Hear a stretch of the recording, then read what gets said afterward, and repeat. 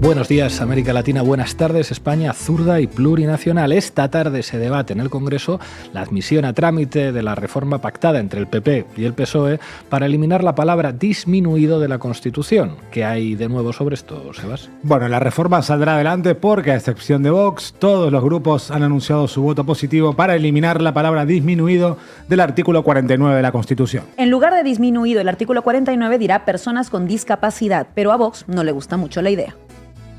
Sí, pero no así. Y mucho menos en un momento donde los enemigos de España, los enemigos del ordenamiento constitucional, son socios de Pedro Sánchez. No entendemos que sea el momento de abrir un melón como es el de la Constitución, menos todavía con un procedimiento de urgencia y lectura única. Podemos apoyar a la reforma constitucional, pero afea al PSOE que lo haya hecho pactando solamente con el Partido Popular. De las elecciones en 2021, el gobierno de coalición con Unidas Podemos presentó un anteproyecto y ahora el Partido Socialista lo registra únicamente con el Partido Popular en lugar de firmarlo conjuntamente con todos los grupos del bloque democrático. El procedimiento no ha hecho partícipes al resto de grupos y creemos que esta dinámica señala una clara voluntad de retorno al bipartidismo.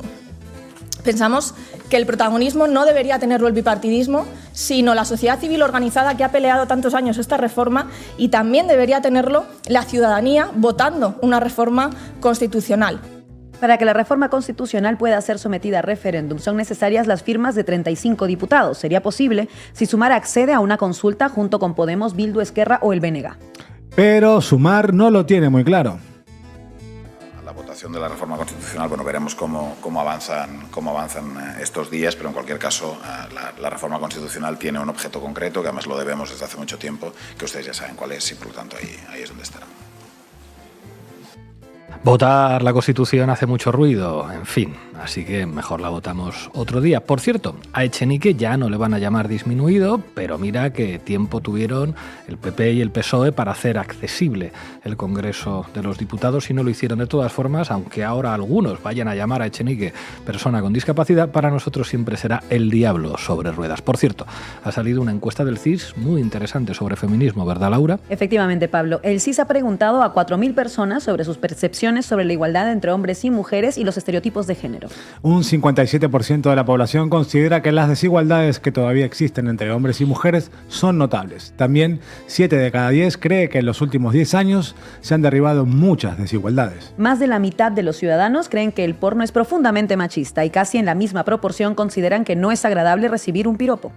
Otro dato a tener en cuenta es que el 22,5% de la población admite haber participado en el último año en alguna manifestación feminista y casi el 60% de las encuestadas confiesa haber pasado miedo volviendo sola a casa por la noche. Otro dato es que el 82% de los españoles y españolas se considera feminista y más de la mitad se autositúa como bastante feminista, mientras que solo el 16,1% descarta llamarse feminista.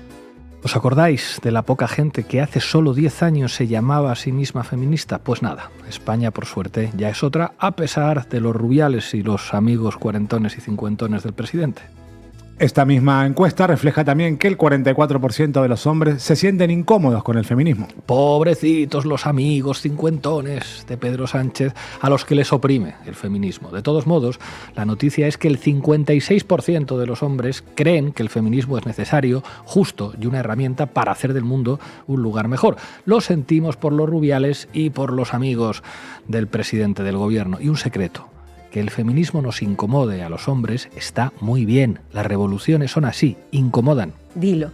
Vamos ahora con una noticia importante para los trabajadores que cobran el salario mínimo. El Ministerio de Hacienda se ha comprometido a subir el mínimo exento del IRPF para que la subida del salario mínimo no se la quede Hacienda.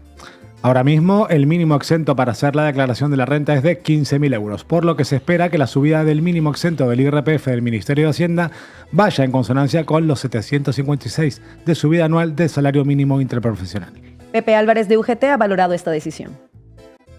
No, está bien, no me parece bien, pero en todo caso creo que es justamente continuar la misma política que se hizo en los presupuestos generales del año 23, que fueron los que permitieron que este año no se haya pagado IRPF por parte del salario mínimo interprofesional y evidentemente con la subida que ha habido ahora, con la nueva ley de presupuestos debería de contener exactamente la misma medida, porque a mí me parece que el salario mínimo interprofesional en nuestro país tiene que estar exento de IRPF. Feijóo criticó la subida del salario mínimo justamente en un desayuno al que acudió como acto protocolario el líder de la UGT. ¿Quién lo paga? Y después, ¿quién lo recibe? ¿Quién lo paga? Lo pagan los autónomos si tienen trabajadores a su cuenta, lo pagan por supuesto las pymes, a su plantilla, y lo pagan las empresas en general. ¿Quién lo recibe? ¿O quién se beneficia? Pues hombre, aquí ya no es lo mismo. El 56% del incremento del salario mínimo va para los trabajadores y el 44% para el Estado. Por tanto, casi la mitad del incremento del salario mínimo se lo queda el Estado. El Estado, ese demonio, ese leviatán que otorga escuela gratis, universidad pública, sanidad para todos y todas, pensiones, prestaciones por desempleo, carreteras, puertos, aeropuertos, para que los empresarios puedan importar y exportar su producción. El Estado, ese demonio que permite que Feijóo cobre la friolera de 14.750 euros al mes. ¿Qué nos ha dado el Estado? ¿Qué nos han dado los romanos? Pues hablemos ahora de limpiadoras, las 18 trabajadoras de limpieza del Parlamento Valenciano que llevan 4 meses sin cobrar y que comen gracias a Cáritas. Al ser trabajadoras privatizadas, el grupo Scorpio, que es como se llama la contrata, hace 4 meses que ni paga las nóminas ni cubre las bajas laborales. La última nómina la cobraron el 18 de septiembre y ya no saben qué hacer porque el Parlamento Valenciano ofrece soluciones pero no termina de hacerlas efectivas. Estas son las cosas que pasan por privatizar servicios esenciales en la administración pública. Se habla poco del machismo y del clasismo que supone que la práctica totalidad de las limpiadoras de los parlamentos autonómicos, del Senado, del Congreso o de los centros de salud sean personal privatizado para que empresas como las de el señor Florentino Pérez se hagan de oro a costa del trabajo de estas mujeres. Por no hablar de los salarios tan bajos que tienen en comparación con lo que cobran otros funcionarios o los propios diputados. No está de más recordar que feminismo no es que Ana Patricia Botín sea presidenta del Banco Santander, sino que las limpiadoras de las oficinas del Banco Santander tengan salarios dignos y buenas condiciones laborales. En fin. Las limpiadoras del Parlamento Valenciano han denunciado su situación porque ya no pueden más. Seguimos sin entender cómo, estando en un edificio donde se hacen las leyes para que haya justicia, estamos trabajando políticos y señoras de la limpieza, pero ellos cobran puntual y nosotras no. Trabajando por un trabajo igual de digno que el de ellos. Entonces alguien no está haciendo bien su trabajo y nosotras no somos. Entonces queremos una solución ya. Pues tiene toda la razón esta señora. Hay polémica, por cierto, con el acuerdo entre Junts y el Gobierno para transferir las políticas de inmigración a Cataluña, ¿verdad, Sebas? Sí, las hay y hoy más, después de que el Partido Socialista haya reconocido que en el acuerdo, gracias al que Junts permitió sacar adelante los decretos en el último pleno, no se especifica qué transferencias concretas se van a transferir a Cataluña. El asunto ha generado malestar también en la Generalitat catalana y Esquerra quiere marcar diferencias con Junts sobre cómo abordar la inmigración. Hay que abordar el debate sobre la inmigración, hay que abordar el debate sobre la seguridad, pero vincular una cosa con la otra es lo que nos resulta, es lo que entendemos que resulta peligroso porque abona estos discursos de la extrema derecha y para Esquerra Republicana los discursos de extrema derecha nos da igual que lleven la bandera catalana, la bandera española o cualquier bandera. Nosotros siempre contra los discursos de la extrema derecha. A la ultraderecha, por motivos muy diferentes a Esquerra, tampoco le gusta la cesión de las competencias de inmigración a Junts. El separatismo no es creíble. Y mucho menos lo es hablando en términos de inmigración. Quiero recordar cómo es el separatismo, Junts y Esquerra Republicana, quienes han convertido a Cataluña en la región de España más islamizada. Quiero recordar cómo es el separatismo quien ha convertido Cataluña en la cuna de yihadistas europeos. Quiero recordar también cómo el separatismo abanderaba desde el primer día con pancartas en mano el famoso lema del Volem acollir, el queremos acoger. La ministra de Seguridad Social, Migraciones e Inclusión ha pedido tranquilidad. El Gobierno se mueve, por supuesto, en la seguridad jurídica, en un marco absolutamente constitucional. No hay ningún problema en abordar, en desarrollar los estatutos de autonomía y pues las diferentes fases de cada una de las comunidades. Somos un Estado de las autonomías, pero como saben, dentro del marco constitucional hay por delante que confeccionar, que redactar, que consensuar y alcanzar acuerdos suficientes de una ley orgánica que detalle todas estas cuestiones, y ese es el ámbito donde se mueve el Gobierno de España. A Sumar tampoco le ha gustado el acuerdo del PSOE con Junts.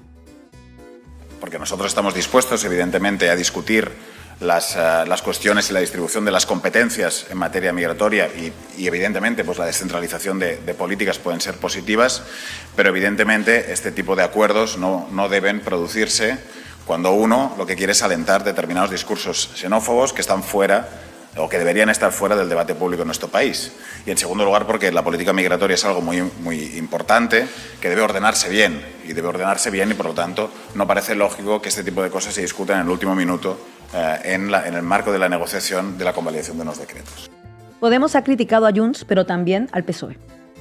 Vamos a votar a favor de ningún decreto o de ninguna ley que restrinja los derechos de las personas migrantes. Todo lo contrario, creemos que tenemos que ir a procesos donde se aseguren, se garanticen los derechos de las personas migrantes, habilitando vías seguras para poder migrar, habilitando también mecanismos para que las personas refugiadas pues tengan contemplados pues todos sus derechos, y en último término lo que estamos planteando es que la política migratoria en nuestro país tiene que dar un giro de 180 grados. En fin, ¿qué tenemos en internacional? Vamos a Estados Unidos, donde han empezado los famosos caucus para elegir el candidato del Partido Republicano. En la primera cita de estas primarias, que se han celebrado en el estado de Iowa, ha arrasado Donald Trump con el 51% de los votos. Detrás ha quedado el gobernador de Florida, Ron DeSantis, con el 21%. Y muy cerca de este se ha situado Nikki Haley, que fue embajadora de Estados Unidos en la ONU. En Oriente Medio, la tensión crece por momentos después de que Irán haya manifestado a la ONU que los ataques de Estados Unidos contra Yemen escalarán las tensiones en la región. Los yemeníes han reclamado la autoría de un ataque sin consecuencias contra un buque de Estados Unidos en el Golfo de Adén. Todo esto mientras crece la seguridad de que la Unión Europea, junto con Estados Unidos, va a participar de una operación contra Palestina en el Mar Rojo. Operación de la que seguramente participe España, sin que hasta el momento se conozca si Pedro Sánchez lo va a someter a votación en el Congreso de los Diputados y los detalles de la operación. Como decimos hoy en el editorial de Diario Red, si Pedro Sánchez y el PSOE deciden hurtar esa importante decisión al Congreso, estaríamos retrocediendo 20 años en términos democráticos en nuestra política de defensa y regresando a uno de los tiempos más oscuros de la historia reciente de España, como fue la participación española en la guerra contra Irak en la época de Aznar. A propósito de ello, este fin de semana hay convocadas manifestaciones en toda España a favor de Palestina. Hay convocatorias en más de 60 ciudades bajo el eslogan «Paremos el genocidio en Palestina». La convocatoria parte de la red de solidaridad con Palestina. Sentimos en nuestras entrañas el dolor por los asesinatos de más de 24.000 personas palestinas, cerca de 10.000 niños y niñas. Cada niño y cada niña muerta es una niña nuestra. No parar el genocidio supone entrar en la lógica militarista del Estado de Israel, que considera, como decía Teresa, a toda la población de Gaza como no humana, como enemiga y como personas exterminables. Bueno, ¿y en qué ciudades y a qué horas son las manifestaciones del sábado? Infórmanos, Laura. Pues mira, es una muy buena pregunta. En la Plaza Elíptica de Bilbao a las 12. A las 12 también en Madrid, en Atocha Cibeles. En Barcelona a las 5 de la tarde en la Plaza de los Països Catalanes. A las 5 de la tarde también en la Plaza de Bous de Valencia. A las 6 en la Plaza San Miguel de Zaragoza. Y a las 12 frente a la Torre de Oro de Sevilla. Hay muchas más convocatorias. Pueden buscar a qué hora es la manifestación en sus ciudades en la web boicotisrael.net. Terminamos con Willy Veleta con la segunda parte de su reportaje en La Cañada Real. Episodio 2 de Noticias Básicas aquí en La Cañada Real. Vamos a hablar con los habitantes de este sector 6 para que nos cuenten cómo se puede vivir por quinto invierno consecutivo sin luz. Y también vamos a hablar con actores y actrices que han venido, que es gente maravillosa, comprometida. Con las estufas de leña, ahí estamos. ¿Cómo hacéis me refiero, para ducharte con agua fría? ¿Cómo es eso? Calentarla en una cocina de gas y luego pues a la bañera. Tenemos que alzar la voz por esta gente que somos nosotros también. Están solo a 16 kilómetros del centro de Madrid y ya está bien. Que hagan algo, porque estamos aquí ya que no podemos. Nos aguanta todos los días donde tenemos dinero nosotros para echarle gasolina a un generador 10-15 euros diarios. Hemos estado con las mujeres marroquíes hablando sobre todo de las condiciones en las que viven sus criaturas. Hay niños con muchísimos problemas respiratorios que no tienen acceso a ningún tipo de centro de salud. Ha fallecido un niño por congelación. Pues sí, efectivamente. ¡Hola! Que es un regalo para Clara. ¿Eh? Es un regalo para Clara. Esto le ha tocado a él. Me ha tocado a mí porque he hecho un truco de magia. Es vivir aquí, es duro, ¿no? El invierno. Pues sí, porque siempre estamos sin luz y tenemos siempre frío, no podemos hacer comida ni nada de eso. Poca humanidad, ¿no? ¿Lo ves? Es que no sé qué pasa. Se cree que aquí la gente somos un bicho del campo que no tenemos derecho a nada, no somos humanos. Trabajadores. Claro, la chatarra que nos buscamos la vida, 4 hierros. Echarle gasolina a la furgoneta, echarle gasolina al generador. Lo pasamos muy mal, siempre estamos ahí con ¿cómo se llama? La hoguera. Es lo fascinante de los niños, la resiliencia que tienen, es alucinante, pero a mí es lo que me parece más grave de la situación que se está viviendo aquí, ¿no? Teniendo en cuenta que hay tantísimos niños que están viviendo en estas condiciones, dices, tío, yo no sé cuál es la solución, pero tienen que buscar alguna solución, ¿no? Es una cosa durísima. Lo que también pone mucho en valor la resistencia de estas vecinas, ¿no? Y de la comunidad que hay aquí, que tiene un poder de resistencia enorme. Mucha vergüenza porque se consienta, porque se permita, ¿no? Y no lo puedo entender, ¿no? Parece que que deberían haber venido hoy a ver la proyección, pues todos los responsables, tanto de la compañía eléctrica, ¿no? Como del ayuntamiento, imagino, ¿no? Que es quien tiene responsabilidad. Que no solo es la luz, ¿no? Es toda una serie de derechos que vienen de la mano de eso, ¿no? De derechos culturales, de muchos tipos también, o sea, como que es algo fundamental. Estoy muy agradecido a la Peña del Cine, que no son solo palabritas ni quejas en las galas, estamos aquí y hacemos gestos, ¿vale? Recordar el gesto, ¿vale? Que a eso nos dedicamos. Chao. Eso es todo por hoy. Compartan y difundan los contenidos de Canal Red. No se pierdan la base de hoy. Hablaremos de Argentina con 2 invitados muy especiales que estarán con nosotros en plato mañana más y ya veremos si mejor.